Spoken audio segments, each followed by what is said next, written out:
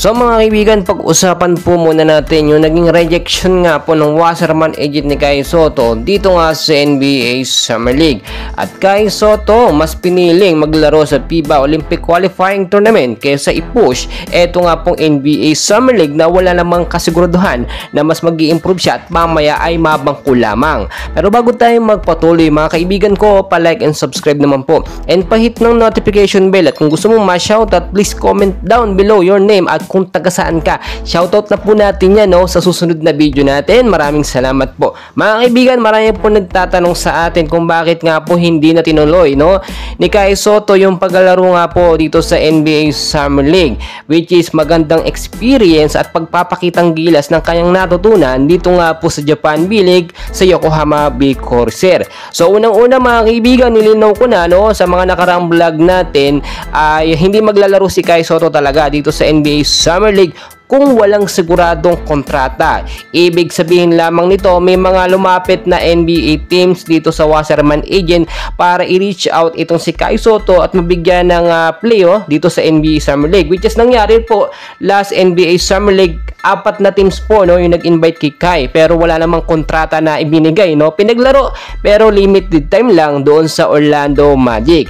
So ngayon po, priority mas pina-priority ni Kai Sotto na makapaglaro po sa FIBA Olympic Qualifying Tournament, which is magkakaroon nga po sila ng tune-up game at inaabangan natin yung kanilang magiging unang practice. Kasi nga naman dito sa NBA Summer League mga kaibigan, sayang lamang ang panahon ni Kai. Gagamitin lang kasikatan ni Kai Sotto tapos wala namang kapalit na kontrata. At least dito po sa FIBA Olympic Qualifying Tournament makapagpakitang gilas si Kai, mas mapapansin po siya ng mga NBA scout. Tama po ba? Para sa akin mga kaibigan, good choice din yung ginawa po ng agent ni Kai Sotto na Wasserman na tumanggay dito sa mga NBA teams para sa NBA Summer League.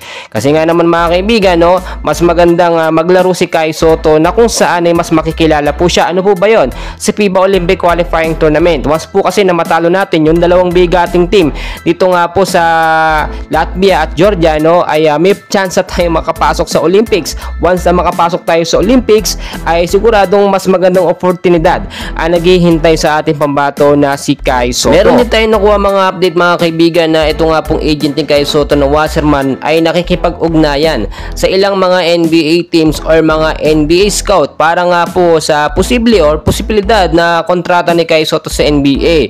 Chine-check pa po natin mabuti na wala pa namang nire-reveal kung saang NBA team po etong si Kai Sotto maglalaro, pero ang kasiguraduhan po ay merong NBA teams na nagkaka-interest sa ating pambato na si Kai Sotto. Hindi lamang isa mga kaibigan, bagkos posibleng more than 2 ito mga kaibigan, kaya asahan po natin after nitong FIBA Olympic Qualifying Tournament, hindi pa rin kumpirmado kung saang liga si Kai. Sa NBL nga ba o balik ng isang taong kontrata dito sa Japan B-League o sa EuroLeague, hihintayin po natin yan. So mga kaibigan, dahil pa natin kaganapan, and please huwag pong kalimutan mag-like and subscribe.